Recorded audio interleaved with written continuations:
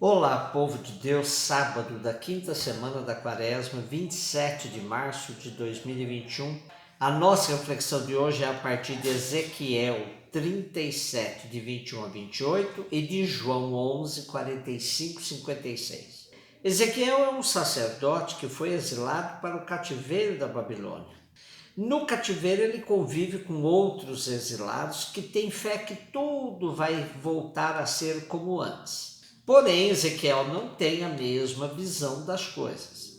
Ele antevê a destruição de Jerusalém e a ruína de tudo aquilo que parecia ser a segurança do povo.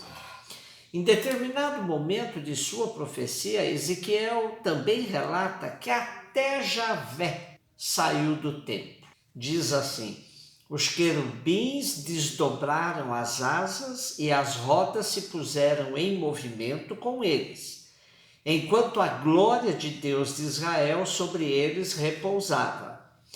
A glória do Senhor, elevando-se então no interior da cidade, foi parar sobre a montanha que está do lado oriental da cidade. É triste quando até Javé bate asas da história do povo, pois o coração de pedra e a cabeça dura não permitiam que eles percebessem que voltar ao normal era voltar a tudo aquilo que tinha provocado o cativeiro, o exílio. Porém, Ezequiel não perde a esperança. Para ele, não se trata de voltar ao normal, mas de superar a situação e, de forma simbólica, ele indica essa superação como que nos moldes de uma ressurreição. Dos vales de ossos ressequidos, Javé é capaz de fazer nascer vida nova. Mas tinha condições concretas para essa utopia acontecer. O povo tinha que assumir suas responsabilidades pelo fracasso, compreender que não basta voltar ao normal, apenas reanimar o velho sistema, converter-se verdadeiramente, tendo Javé como centro de sua vida e edificar uma sociedade justa e fraterna voltada para a liberdade e a vida. No trecho de hoje, do capítulo 37, depois de usar como símbolo a ressurreição do vale de ossos ressequidos, Ezequiel fala metaforicamente sobre a união do povo com Javé, que será inquebrantável. E a figura bonita do pastor que cuida de suas ovelhas, como ele já havia desenvolvido no capítulo 34, aparece outra vez reunindo todo Israel em um só povo com base numa nova aliança.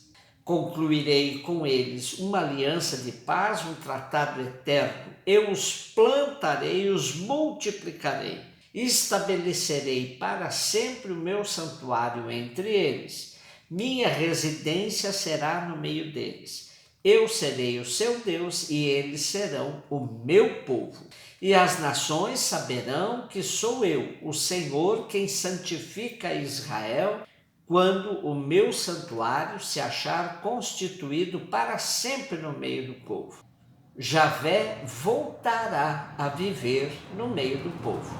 A metáfora de Javé como pastor entra definitivamente na história do povo de Israel e servirá como paradigma para julgar os demais pastores que apacentam a si mesmos, deixando o povo entregue à fome dos lobos.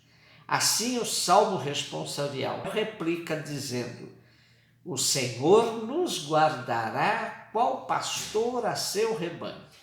João 11, de 45 a 56. O capítulo 11 de João já se aproxima do final da primeira parte do quarto evangelho, onde Jesus vai se apresentando, revelando sua identidade como Filho de Deus e se servindo dos sinais que comprovam sua messianidade.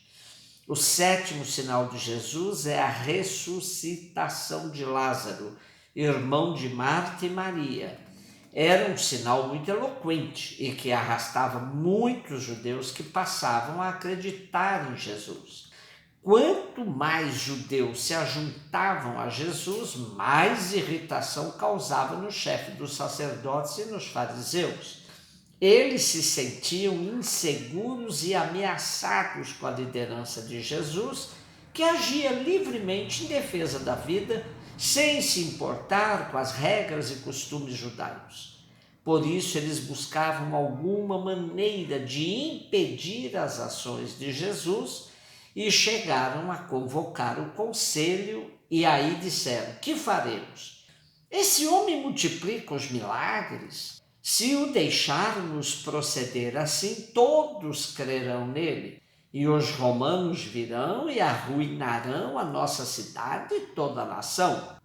Um deles, chamado Caifás, que era o sumo sacerdote daquele ano, disse-lhes: vós não entendeis nada, nem considerais que vos convém que morra um só homem pelo povo, e que não pereça toda a nação?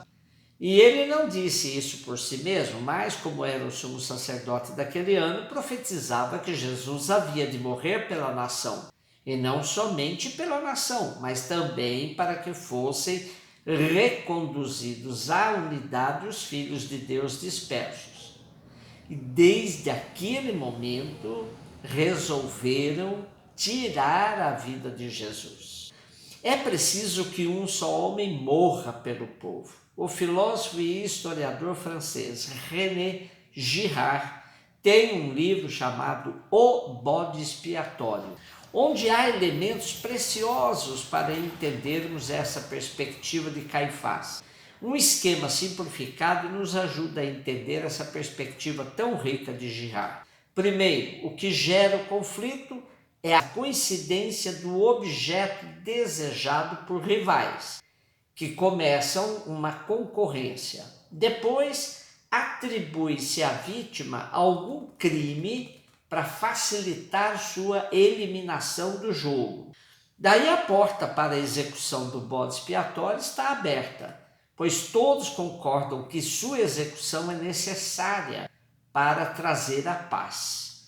Também em moldes religiosos, desde os tempos primitivos, acreditava-se que o sacrifício de uma vítima atraía bons fluidos à comunidade, que passava do caos para o cosmos e aplacava a ira dos deuses. Então Caifás propunha a execução de Jesus, que seria a morrer por todo o povo. E estaria aí a justificação do assassinato de Jesus, que seria acolhida como uma proposta mais razoável para que a sociedade pudesse voltar ao normal. Vejam que essa volta ao normal é uma fixação de mentes retrógradas, que não suportam pensar e articular algo verdadeiramente novo. Mata-se o novo em vista da defesa de um status quo.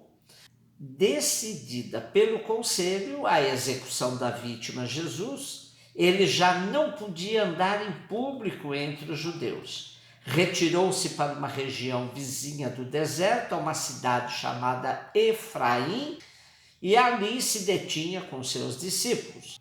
Estava próxima a Páscoa dos judeus, muita gente de todo o país subia a Jerusalém antes da Páscoa para se purificar.